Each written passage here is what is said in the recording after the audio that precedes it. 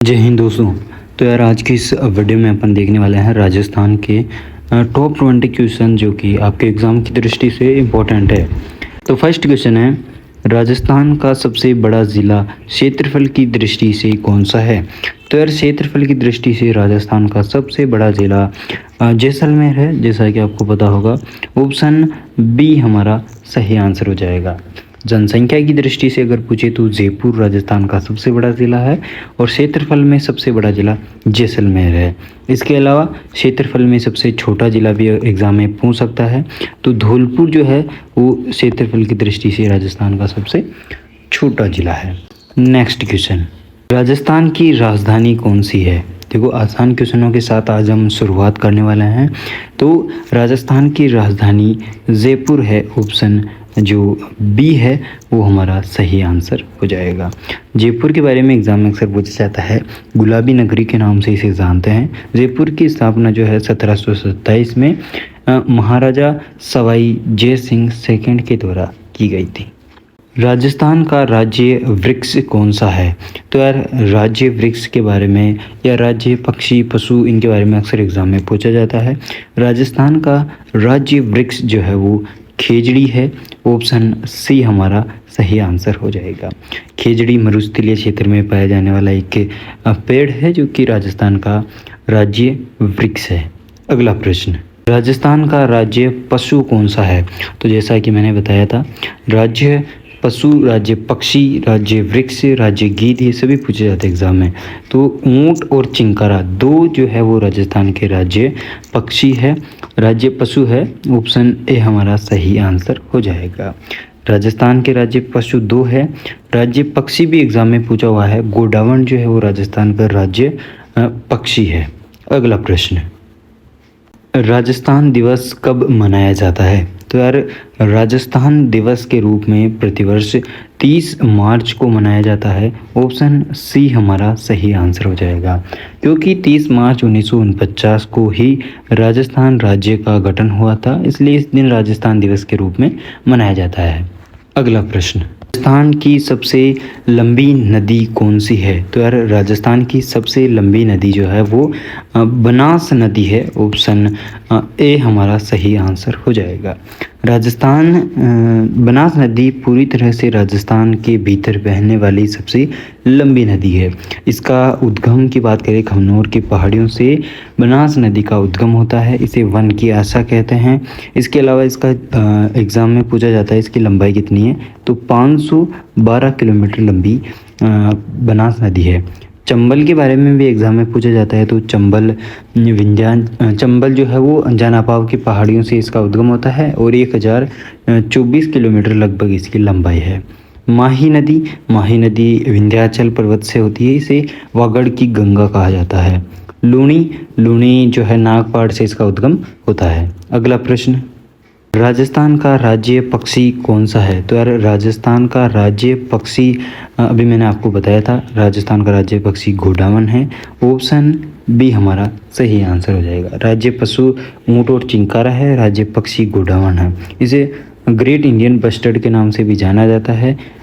अगला प्रश्न, राजस्थान में सबसे अधिक संगमरमर कहाँ पाया जाता है? तो यार राजस्थान में सर्वाधिक संगमरमर जो है वो मकराना में पाया जाता है। ऑप्शन बी हमारा सही आंसर हो जाएगा। मकराना में पाया जाता है और यहाँ का संगमरमर जो है आपको पता होगा, ताजमहल जो है वो इसी संगमरमर से बना हुआ है। इसके अलावा एशिया की सबसे बड़ी या विश्व की सबसे बड़ी मार्बल मंडी वो भी एग्जाम में पूछी हुई है, तो वो कहाँ पर है? किशनगढ़ में स्थित है। अगला प्रश्न, राजस्थान का राज्य फूल कौन सा है? राज्य पुष्प पूजा है यहाँ पर, जैसा कि आपको पता है कमल जो है वो हमारा राष्ट्रीय फूल है। इसके अलावा राज्य फूल पूजा है यहाँ पर, तो रोहिड़े का फूल जो है वो राजस्थान का राज्य फूल है। ऑप्शन सी हमारा सही आंसर हो जाएगा। इसका एग्ज़ाम अक्सर, इसका जो उपनाम है वो अक्सर एग्ज़ाम में पूछा जाता है। तो जो रोहिड़ा है इसे मरुस्थल का सागवान कहा जाता है। क्या कहा जाता है? मरुस्थल का सागवान। अगला प्रश्न, हवा महल कहाँ स्थित है?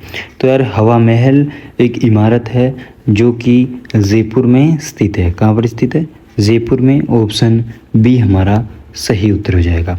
इसका निर्माण 1799 में महाराजा सवाई प्रताप सिंह के द्वारा करवाया गया था। एग्ज़ाम में पूछा हुआ है पहले भी, इसमें कितने झरोखे हैं, तो इसमें 953 झरोखे हैं। कितने हैं? 953 झरोखे।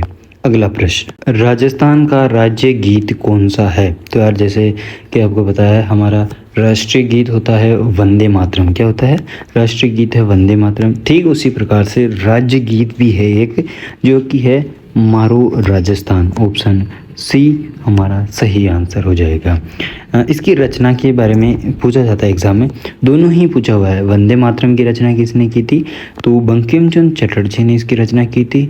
मारो राजस्थान जो राज्य गीत है हमारा, इसकी रचना विजय सिंह पथिक के द्वारा की गई थी। अगला प्रश्न, राजस्थान का राज्य प्रतीक कौन सा है? तो यार इनमें से कौन सा एक प्रतीक है जो कि राजस्थान का राज्य प्रतीक है? अशोक स्तंभ नहीं है, सूर्य की किरणें, थार का मृग अर्थात चिंकारा। तो अभी आपको याद आ गया होगा, चिंकारा हमारा राज्य प्रतीक चिन्ह है और इसे प्रश्न का उत्तर जो है ऑप्शन सी हो जाएगा। चिंकारा क्या है? हमारा राज्य पशु है, ये याद रखना। अगला प्रश्न, राजस्थान की स्थायी राजधानी कौन सी है? तो राजस्थान की राजधानी जयपुर है। ऑप्शन ए हमारा सही आंसर हो जाएगा। अगला प्रश्न, राजस्थान में मीठे पानी की झीलें किस ज़िले में सबसे अधिक है?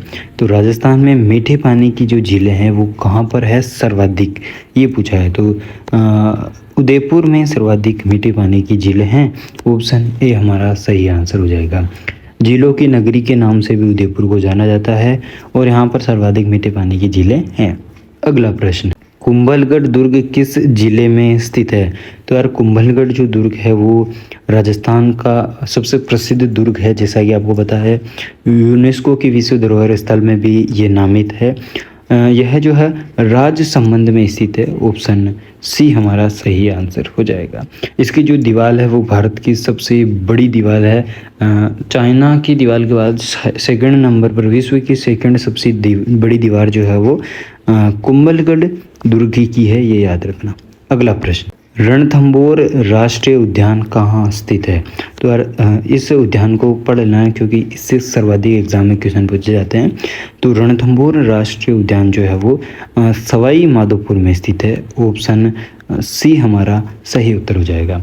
ये जो है बाघों के लिए प्रसिद्ध है।